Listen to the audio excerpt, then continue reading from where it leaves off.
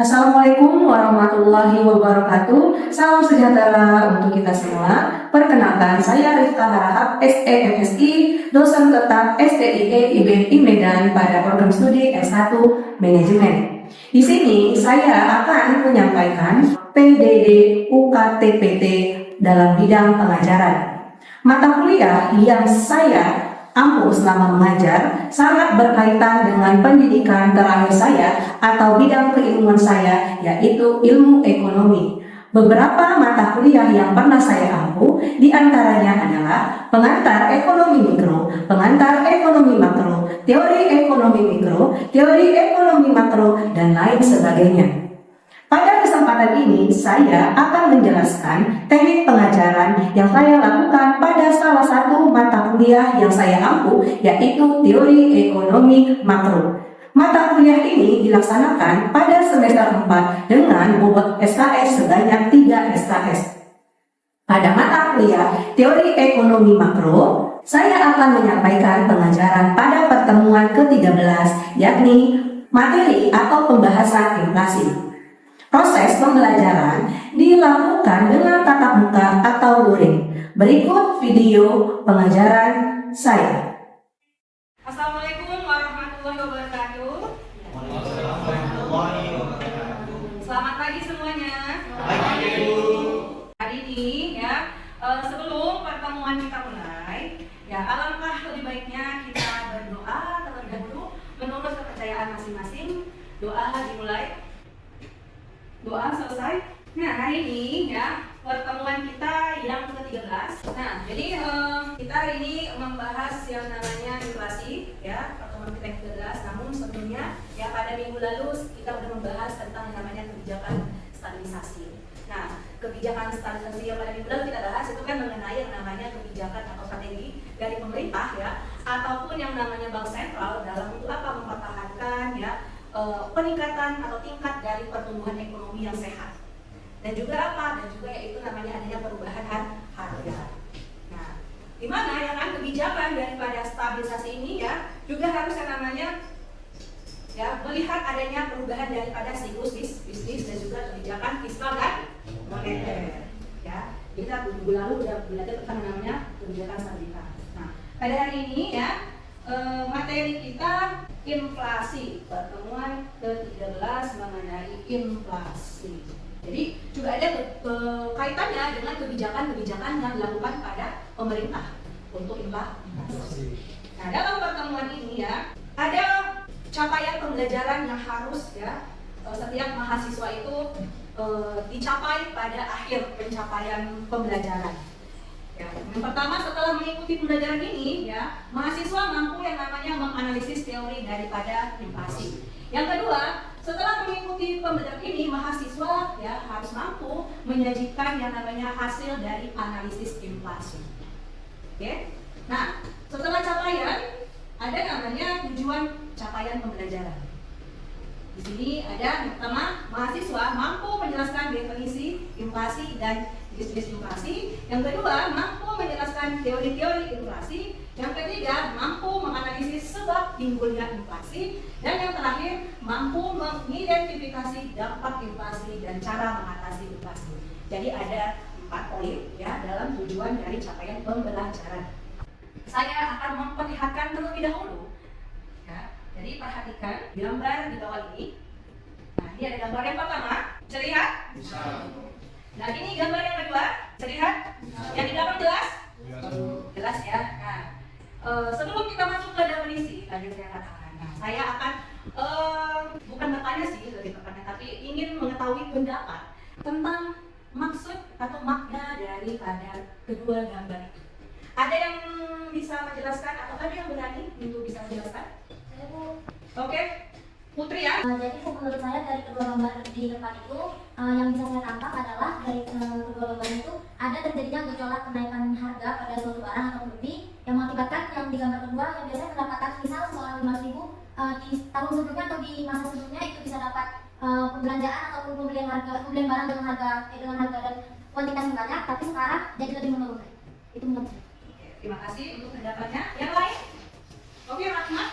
Baiklah Bu, menurut pengamat video yang dimana pada gambar pertama yaitu kita dapat melihat adanya diagram uang yang di sini ditampilkan dalam bentuk dolar, yang dimana diagramnya semakin lama semakin ke kanan yaitu semakin naik, dan di atasnya juga ada gambar orang yang sedang menyorong produknya, dan di bawah tersebut juga ada uang. Yang dimana dari arti gambar pertama yaitu adanya kenaikan harga secara berturut-turut dalam kurun waktu tertentu yang mempengaruhi, dan dari produk sesuatu adalah daya beli seseorangnya Bu. Nah, dari daya belinya ini pasti dipengaruhi oleh harga yang ada, sehingga jika mata uang itu harga dari suatu produk semakin naik, maka daya beli dari masyarakat juga akan semakin menurun, yang artinya harga akan berkesinambungan naik. Dan pada gambar keduanya nih Bu, kan ada dijual harga, ada juga di sini 1 bulan kemudian dari situ keterangannya, dan juga ada harga 2 kali lipat. Nah, dari harga 2 kali lipat ini dapat kita simpulkan bahwa pada bulan yang lalu harganya tersebut belum mencapai 500.000, tetapi sekarang sudah mencapai 500.000, yang artinya pada bulan lalu yaitu hanya sekitar 250.000 saja untuk mendapatkan satu keranjang penuh produk tersebut. Tetapi pada bulan ini untuk mendapatkan satu keranjang produk tersebut kita membutuhkan uang yaitu sebanyak 500.000, yang dimana di kanannya yaitu ada orang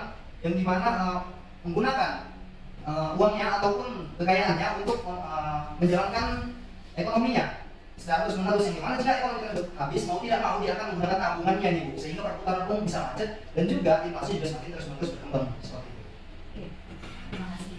Ya, jadi dari penjelasan atau pendapat dari kedua teman kalian tadi yang Mufid dan juga Rahmat di sini menyatakan bahwasanya ada yang namanya kenaikan daripada harga dan juga penurunan yang namanya nilai mata uang. Pada gambar ini ya menerangkan bahwasannya di sini ya ada terjadi namanya inflasi. Oke, paham?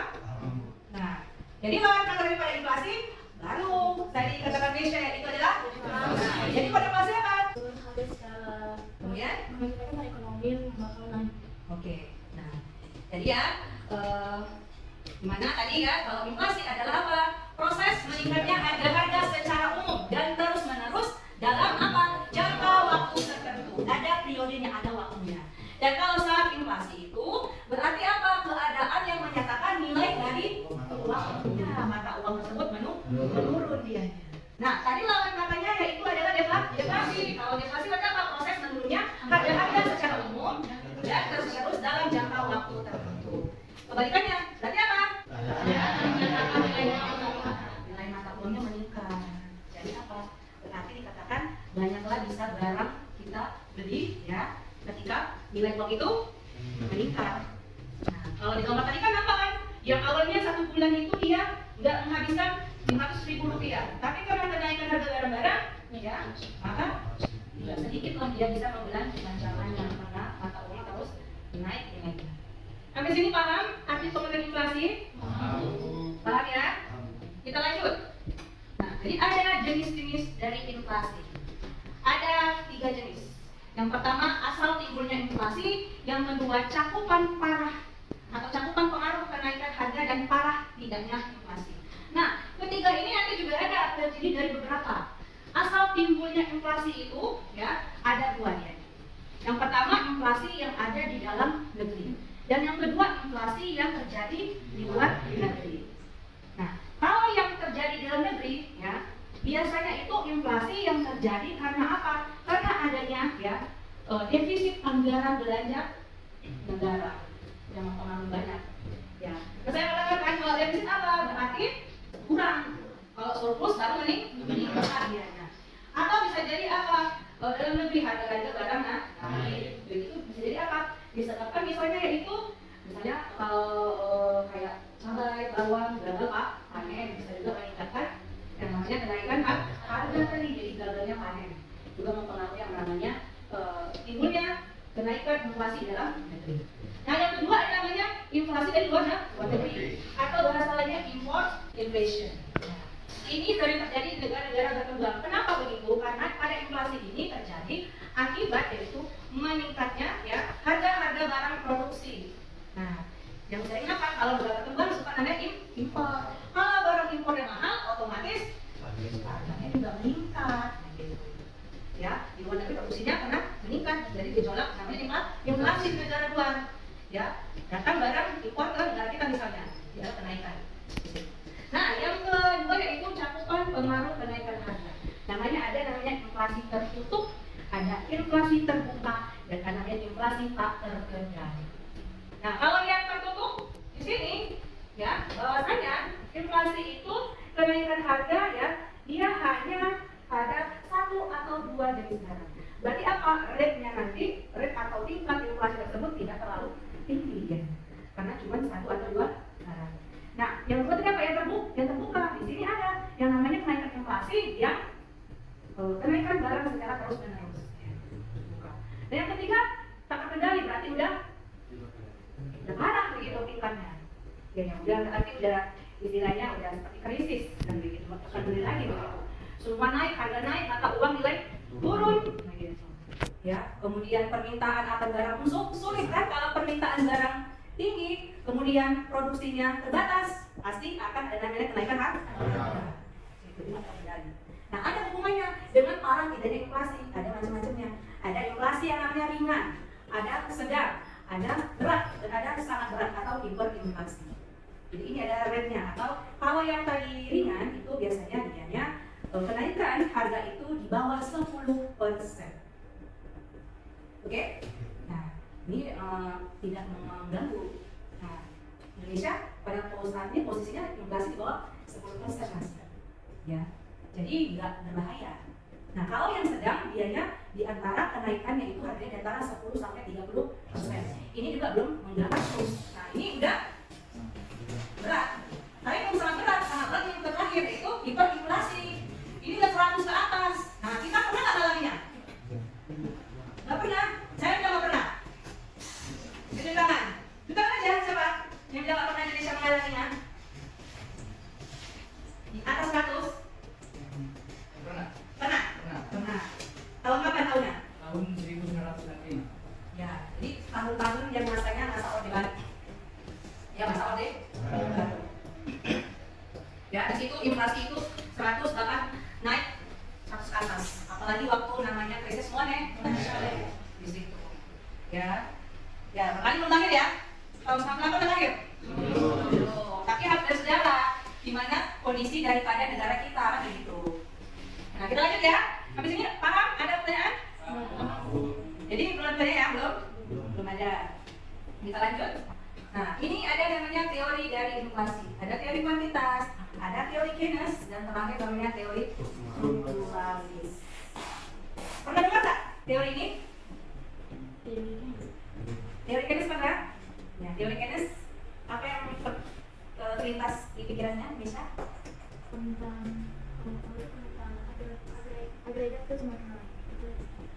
Nah, jadi kalau teori kuantitas ini ya, teori ini mengajarkan pada inflasi yang dipengaruhi oleh namanya penawaran uang atau jumlah uang yang beredar. Ya, diketahui kalau misalnya jumlah uang yang beredar terlalu banyak di pasar atau di negara akan menimbulkan dampak akan turun ya nilai mata uang. Apalagi apa? Tidak dialokasikan yang namanya dengan yang pendapatan nasionalnya. Kan begitu. Jadi apa? Nilai dari mata uang akan tadi. Jadi tugas dari siapa? Bank sentral. Ya. Jadi nggak boleh terlalu banyak mencetak uang. Nah, yang kedua, teori daripada Keynes tadi ya menerangkan bahwasanya ya tingkat harga tadi ya di situ kenaikan terjadi atas permintaan suatu barang. Nah, sedangkan teori strukturalis ya di sini yaitu melihat daripada faktor-faktor produksi ya, di mana yang kenaikan daripada harga-harga suatu barang itu adanya kenaikan biaya produksi dan distribusi. Ya, jadi lihat ini kasusnya apa?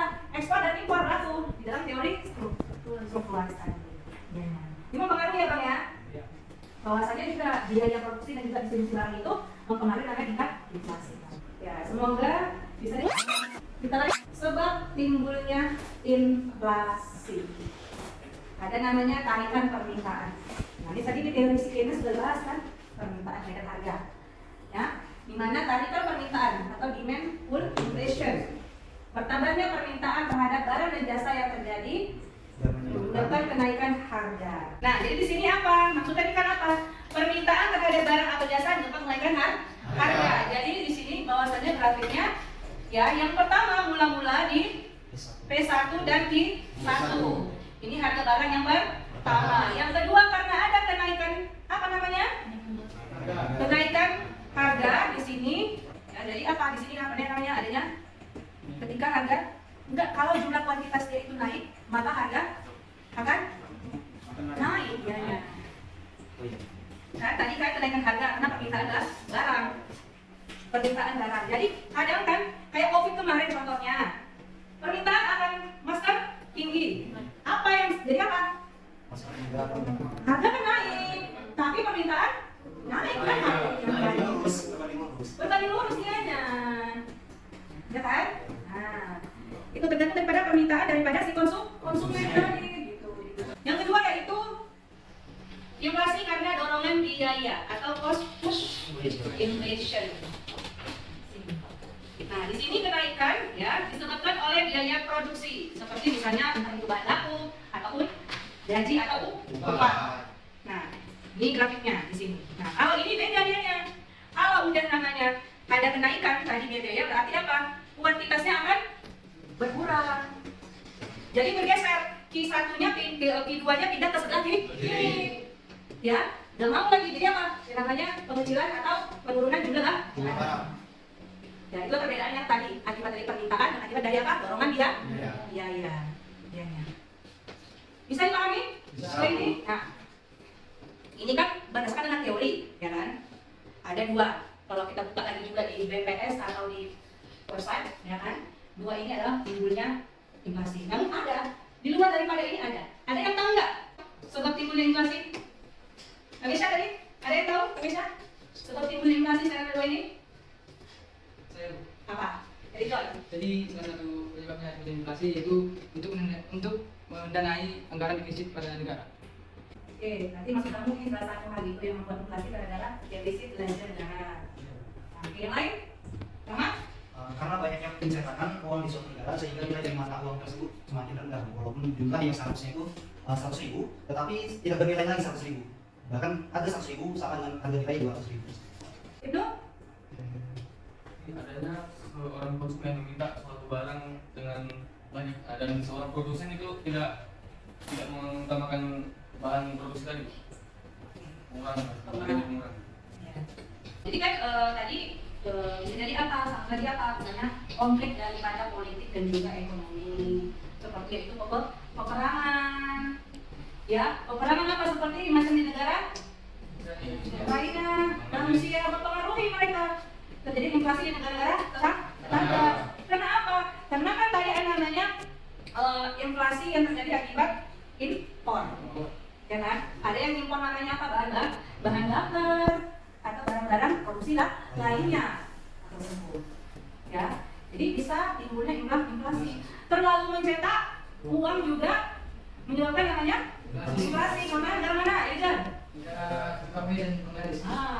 Zimbabwe dan Bangladesh. Kenapa? Argentina juga terkena dampak inflasi. Akibat apa? Bisa jadi apa? Kebijakan moneter dan fiskal yang mereka dan negara mereka itu tidak sesuai ya dengan yang namanya jumlah daripada perputaran uang. Oke? Bisa dipahami ya? Bisa. Nah, makanya itu di sini ada saya berikan contoh-contoh daftar negara yang mengalami gejolak inflasi. Ada Turki kena ya pada tahun 2020 kemarin cukup besar 85,50%. Ya, termasuk nama tingkat kepangannya ini berat. Yang ketiga Zimbabwe tadi ini mengenai sudah sangat berat, hiper. Ya, Argentina 83% ya, dan Lebanon 162%. Ya. Nah, itu di Bangladesh dan lain-lain juga ada. Ya, Indonesia bagaimana tadi inflasinya? Ringan dianya, ya kan? Masih di bawah 10%-nya itu 2, berapa gitu ya kan? 3% lah gitu. Ini masih aman. Namun apa? Tingkat suku bunga juga harus dilihat juga ya agar investor mau datang ke Indonesia. Nah, inilah dampak-dampak dari inflasi tersebut ya. Bagi pendapatan, ya pasti ya, yang pendapatan tetap uang belanja 1 juta ke inflasi nanti akan menurunkan jumlah barang yang dibeli. Apalagi yang tak tetap, ya bisa jadi tidak ada pendapatan.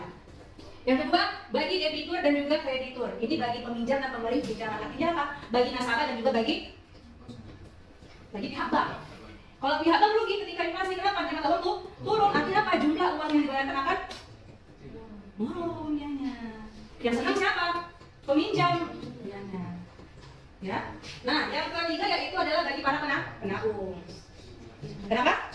Suku bunga di sini acuannya. Nah, kemudian bagi produsen. Nah, ini takut kan ada biaya dorongan, entah itu bahan baku yang mahal atau gaji karyawan, distribusi barang juga. Bahkan jadinya nanti inflasi. Dan yang terakhir bagi Indonesia, bagi perekonomian Indonesia itu dampak inflasi ya bisa mengurangi investor, tingkat suku bunga tinggi. Lagi? Ya. Jadi apa inflasi itu yang pasti sebelumnya masyarakat mengalami stabilitas perekonomian di negara dulu. Kenapa? Menurunnya kesejahteraan masyarakat dalam perekonomian. Ya, intinya apa? Menurunlah tingkat kesejahteraan masyarakat. Akibat tadi, nggak ada lagi namanya mau orang untuk investasi, perekonomian juga nggak berputar. Kemudian uang di bank, ya, orang akan cenderung menarik kan begitu kan? Belanja. Kenapa? Iya. Investasi pun bukan nggak mau kan begitu. Karena harusnya perekonomian ada inflasi. Mulai kita disuruh suku bunga tinggi, orang nggak mau investasi. Meminjam pun orang nggak mau, terlalu tinggi bunganya harus dibayar. Kan begitu. Ya. Di Indonesia masih kondisi sekarang aman. Nah, jadi sampailah kita ya masih dampak dan ada cara mengatasi. Nah, ada kebijakan moneter, ada politik diskonto, politik pasar terbuka, pengawasan kredit secara selektif dan persediaan politik ya kas. Kemudian kebijakan fiskal, pengaturan adalah belanja negara, jangan defisit. Kemudian peningkatan tarif pajak di sini. Ada kebijakan non moneter dan fiskal, peningkatan produksi, kebijakan upah dan pengawasan harga. Jadi kalau kebijakan moneter ini, yang diskonto ya, di sini bahwasanya pihak pemerintah dalam harus melihat yang namanya tingkat suku bunga di sini. Kalau pasar terbuka di sini bisa jadi dengan adanya kenaikan inflasi, ya bisa menjual atau membeli surat berharga. Pernah dengar kan? Ketika Indonesia menjual surat berharganya? Pernah? Ya hampir ya, mungkin keuangan gitu yang berhak menjual daripada surat harga. Ya boleh dimiliki perusahaan ataupun non perusahaan. Nah, kredit juga makanya ada pengawasan daripada pihak bank. Ya jangan sampai banyak yang kredit macet, nggak bayar kredit mempengaruhi pada ekonominya. Macet ya, makanya ada repot lah. Itu apa namanya? Menagih daripada utang ya kan bang? Jangan dengan utang ya bang, di bank daripada kas layarnya. Ya, di sini juga apa persediaan kas di bank. Ya harus ada, jangan semua dikeluarkan untuk kredit itu ada cadangan. Oke, jadi itu dampaknya dan cara mengatasinya ada kebijakan fiskal dan moneter dan lain. ya, jadi 3. Oke? Nah, di satu sini ada yang mau bertanya? Ya, Jessica? Jika saya ingin bertanya, apakah perekonomian suatu negara masih mendukung inflasi? Oke, ya, jadi ya tadi. Mengapa pemerintah memiliki kepentingan untuk menjaga tingkat inflasi? Nah, jadi setiap negara itu ya perlu yang namanya menstabilkan tingkat inflasi tadi. Nah, kita tadi udah belajar tadi ya dari yang namanya teori inflasi tadi, sebab timbulnya, kemudian tadi dampak daripada inflasi. Dan itu wajib. Kenapa? Karena ya inflasi ini sebagai tolak ukur daripada pertumbuhan daripada ekonomi. Ya, ekonomi yang sehat itu apabila ya indikator makronya seperti inflasi itu tetap terjaga. Agar apa? Agar nanti apa? Kestabilan pertumbuhan ekonomi seperti banyaknya investor yang mau investasi di negara kita, kan begitu. Kemudian nilai mata uang kita tidak lemah, walaupun ya sekarang kita lihat berita di TV, tingkat nilai mata uang kita cukup rendah kan. Apalagi di mata perdagangan. Namun dilihat dari kondisi kita ini ya masih baik. Bagi perusahaan juga tadi takutnya apa? Jadi pemerintah sebagai pengawas juga takutnya ketika nanti inflasi barang-barang untuk kebutuhan daripada masyarakat atau konsumen takutnya tidak terpenuhi. Ya, apalagi tidak dibarengi dengan pendapatan yang tinggi. Namun juga tingkat upah itu mempengaruhi yang namanya inflasi. Kalau tingkat upahnya terlalu tinggi, itu juga mempengaruhi inflasi, daya beli orang semakin. Jadi di sini tadi apa sudah? Apakah perekonomian suatu negara masih mendukung inflasi? Masih ya. Masih.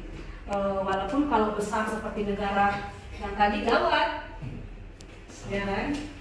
Berarti tadi negara apa tadi? Zimbabwe, Bangladesh, Argentina, Sri Lanka. Ya, tapi kalau kayak Turki walaupun dia inflasi ada cadangan dari pendapatan negara mereka. Ya. Kalau seperti gue sampai lari kabur, malah ada sekarang kabur pemerintahannya, lepas tangan dianya gara-gara tadi, begitu. Jadi sebagai apa? Untuk melihat kemakmuran daripada masyarakat tadi. Jadi perlu inflasi. Kalau deflasi pun tidak baik. Kalau turun semua berarti apa? Ya sedikit nanti pendapatan dalam negara. Kalau harga terlalu murah, begitu. Ya, tadi dipahami Bang Arisman? Ya, bisa. Jessica? Ya. Nah, jadi sampai sini ya, udah kita bahas semuanya. Ada nggak yang bisa menyimpulkan sebelum saya menyimpulkan materi kita hari ini? Jadi kesimpulan yang saya ambil dari pembahasan tadi itu seperti inflasi. Inflasi itu artinya meningkatnya harga secara umum. Dan inflasi mempunyai kata lain dari inflasi yaitu deflasi. Nah, deflasi ini kata balik dari pengertian inflasi. Inflasi itu menurunnya harga barang secara umum. Oke. Putri Tahani, bisa kesimpulan terakhir? Bisa.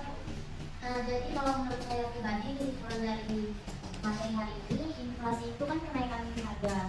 Jadi ada kita sebagai negara yang minimal terhadap inflasi juga dari yang ibu jelasin juga tadi, Indonesia juga nggak bisa mandang sebelah mata juga tentang inflasi ini, walaupun kita salah satu negara yang inflasi. Jadi walaupun kita inflasi, tapi kita harus bisa menerapkan dari ketiga cara inflasi itu, mulai dari kebijakan moneternya, kebijakan fiskal, dan juga kebijakan non moneter dan fiskalnya. Kalau menurut saya. Oke, terima kasih. Oke, jadi dapat disimpulkan, terima kasih ya yang udah berani ya menyimpulkan bahwasanya dari inflasi itu memang hal yang perlu diperhatikan oleh pemerintah. Karena apa? Inflasi ini dapat menimbulkan akibat yang buruk pada kondisi ekonomi bahkan sosial. Namun tadi inflasi juga perlu. Kenapa? Ternyata ada inflasi ringan, sedang, berat, dan sangat berat. Jadi pada kondisi sosial inflasi dapat menunjukkan kemakmuran sebagai golongan masyarakat.